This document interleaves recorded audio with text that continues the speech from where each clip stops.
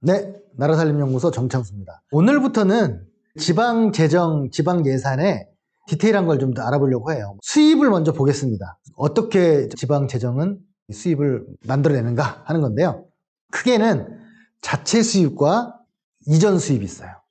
자체 수입은 뭐냐면 스스로 걷는 지방세하고 세의 수입이에요. 그리고 이전 수입은 뭐냐면 중앙정부에서 교부세가 있고 광역에서 오는 교부금이 있고 그 다음에 그 보조금이 있어요. 이게 주로 가장 큰 거고요. 그 외에 작게 해가지고 지방채니 자잘한 수입들이 있습니다. 자체 수입과 이전 수입 이 두 가지가 있다. 이렇게 알아두시면 됩니다. 먼저 자체 수입의 첫 번째가 지방세잖아요. 지방세는 이따가 다시 한번 지방세 자세하게 말씀드릴 텐데요. 11가지 세금 종류가 있고 그리고 광역이 걷는 세금이 있고 기초가 걷는 세금이 있습니다. 그렇게 일단 있다는 거. 그 다음에 그 세의 수입은 뭐냐면 세금은 아닌데 그 수입이 있어요. 그 중에 대표적인 게 경상적 세의 수입이 있고 임시적 세의 수입이 있는데 말이 어렵죠. 근데 경상적 세의 수입이라는 건 뭐냐면 항상 들어오는 거라는 거예요. 항상 들어오는 거. 항상 들어오는 게 뭐가 있겠습니까? 임대료 같은 거, 사용료, 수수료 같은 거, 뭐 이런 것들이 있고요. 임시적 세의 수입은 뭐냐면 땅을 팔거나 이런 것들 있죠. 이런 것들은 맨날 같은 땅을 팔 수는 없으니까 그 한 건에 해당되는 거에 임시적으로 들어온다. 그래서 임시적 세의 수입이라고 합니다. 대체적으로 이렇게 자체 수입이 전체 지방재정에서 차지하는 비중이 한 40% 정도가 안 됩니다. 왜 그러냐면 재정자립도라는 얘기 있잖아요. 그 재정자립도는 뭘 얘기하냐면 자기들이 쓰는 일반 회계 중에서 자체 수입이 얼마냐가 재정자립도예요. 그런데 공무원 월급도 안 되는 지방자치단체가 한 거의 100군데 가깝게 되거든요. 이러면서 지방에 수입도 없는 게 돈을 쓰느냐 이렇게 얘기를 하는데요. 굉장히 잘못된 이야기입니다. 그렇게 얘기하는 언론은 아주 무지하거나 아주 잘못된 의도를 갖고 있어요. 정치나 행정에 대한 불신을 심어주려고. 왜 그러냐면 우리나라의 국세가 전체 그 세수의 75% 되거든요. 그러면 지방세가 25밖에 안 되는데 자체 수입으로 수입을 충당하는 것 자체가 굉장히 특수한 사례인 거죠. 그래서 이 수입이 부족했을 때 우리가 교부세를 받는데 받지 않는 불교부 단체라고 하는 곳이 우리나라에 4군데, 5군데 정도밖에 없습니다. 이것도 이제 나중에 교부세 얘기할 때 더 자세하게 말씀드릴게요. 그래서 이렇게 자체 수입이 중심으로 보는 게 재정자립도다. 또 하나의 지표가 있어요. 재정자주도란 말이 있습니다. 재정자립도란 말은요, 요즘은 잘 쓰지 않아요. 정말 무지한 사람이거나 나쁜 사람들만 씁니다. 그렇게 생각하시면 되고, 자주도가 더 중요해요. 왜 그러냐면 세금이 부족하니까. 자주도는 뭐냐면 일반 회계 중에서 자체 수입에다가 플러스 중앙정부에서 주는 지방재정교부세라는 게 있습니다. 이건 뭐냐면 중앙이 걷는 국세에서 19.24%를 지방이 무조건 주는 거예요. 조건 없이 부족한 돈을 메꿔주는 거예요. 그리고 광역자치단체에서는 기초자치단체한테 조정교부금이라는 걸 줘요. 이 두 개가 기초에 돈이 오거든요. 이것을 이전재원이라고 하는데 이 돈이 채워주고 난 다음에 봤을 때 그 돈이 얼마냐가 재정자주도예요. 재정자주도는 대체적으로 우리나라 지방재정의 거의 한 67, 8% 정도 됩니다. 그래서 사실은 재정자립도 차이는 굉장히 큰데요. 재정자주도로 가면 지자체마다 차이가 별로 없습니다. 크지 않아요. 그래서 뭐 우리 지역은 재정이 부족해서 그런 말을 저는 별로 동의할 수가 없습니다. 큰 차이가 없습니다. 교부세와 조정교부금이 있기 때문에 차라리 그런 말 하지 말고 지금 있는 돈에서 어떻게 하면 잘 쓸 거냐 이거를 좀 볼 필요가 있습니다. 그리고 이제 이거 말고 조건에 걸려 내려오는 돈이 있습니다. 그게 보조금이라고 하는데요.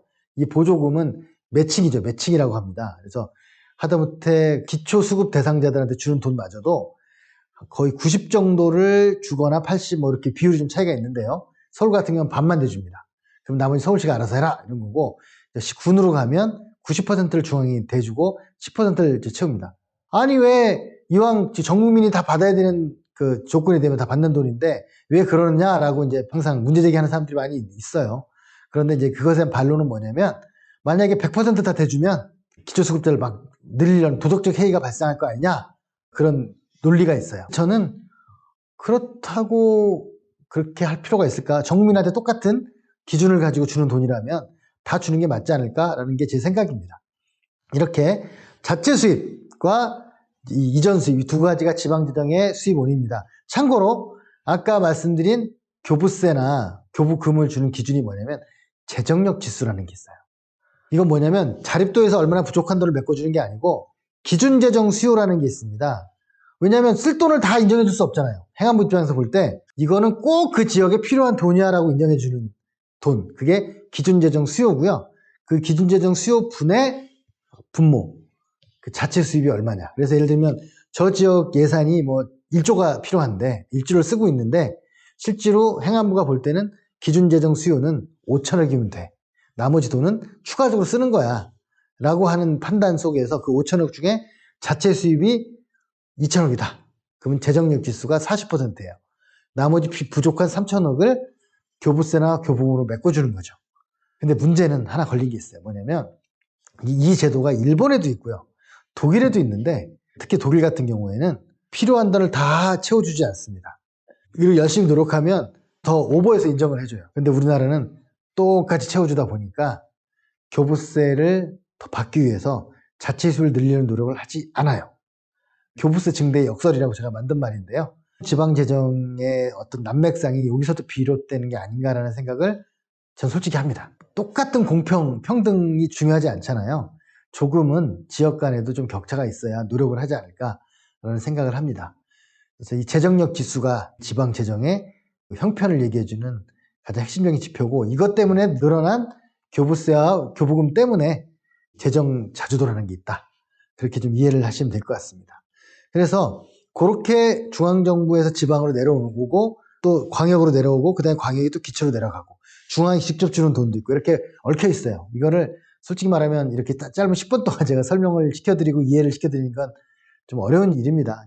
분명히 알아두셔야 되는 건 중앙이 지방으로 주는 돈이 굉장히 많다. 지방재정의 거의 60, 70%가 중앙에서 지방으로 내려온 돈이다 하는 거고 그 중에서 이전재원이라고 해서 교부세나 교부금은 조건이 걸려있지 않는 돈이다. 그리고 보조금은 조건이 걸린 돈이다. 그래서 교부금이 지방재정에서 지역의 격차를 줄여줍니다. 그래서 큰 차이가 없게 돼요. 아주 몇 군데 강남구라든가 몇 군데를 제외하고는 재정에 큰 차이가 없어요. 그런데도 돈이 부족하다고 얘기하는 것에는 좀 함정이 있다. 이렇게 생각을 합니다. 그래서 앞으로 들어오는 수입을 늘리기 위한 노력은 반드시 필요하죠.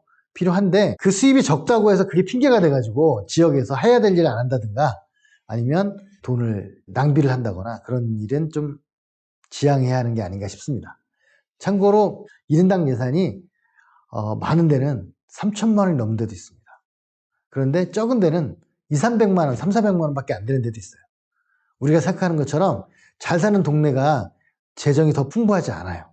오히려 인구가 적고 낙후 지역이 예산이 더 많을 수도 있습니다. 그래서 그 농담으로 그런 말 하는데 나쁜 짓을 하려는 사람들은 군수가 되는 게 낫다라는 말도 있어요. 여러분들이 지자체에 우리 지역은 돈이 없다 이렇게 얘기하는 말 믿지 마십시오. 이전에도 한번 3대 거짓말 얘기했잖아요. 예산이 없다, 우리 지역은 소외되었다, 특별히 따왔다 이렇게 얘기하는 것이 3대 거짓말이라고 하는 이유가 지방재정의 세입구조가 우리가 생각하는 것과 달리 지방세나 이런 게 아니고 지방세는 전체 30%도 안 돼요. 지방재정 수입에서 대부분의 경우가 교부세, 즉 교부금에 있기 때문에 이 돈을 차라리 어떻게 잘 쓸까를 고민하는 걸로 가면 좋겠다 하는 생각이고요. 참고로 교부세를 산정할 때 재정력 지수 쓴다고 했잖아요. 재정력 지수의 기준이 19가지가 있는데 면적, 인구, 자동차 쭉 내려갑니다. 근데 이게 좀 시대에 뒤떨어졌어요. 옛날에 개발연대 시절의 그 기준이고 이제는 좀 복지나 환경 이런 기준을 좀 더 두는 게 좋지 않을까라는 게 저희 생각이고 그게 저희 같은 나라살림연구소가 혁신을 생각하는 사람들의 생각입니다. 혁신은 돈을 많이 남기는 게 혁신이 아니라 지속가능한 사회를 만드는데 기여하는 것이 저는 혁신이라고 생각을 합니다. 오늘 지방재정 말씀을 좀 많이 드렸는데요. 지방재정의 세액구조 앞으로 요 하나하나 더 뜯어서 더 자세히 들어가는 것으로 할 테니까 앞으로 계속 잘 들어주십시오. 마치겠습니다. 구독, 좋아요!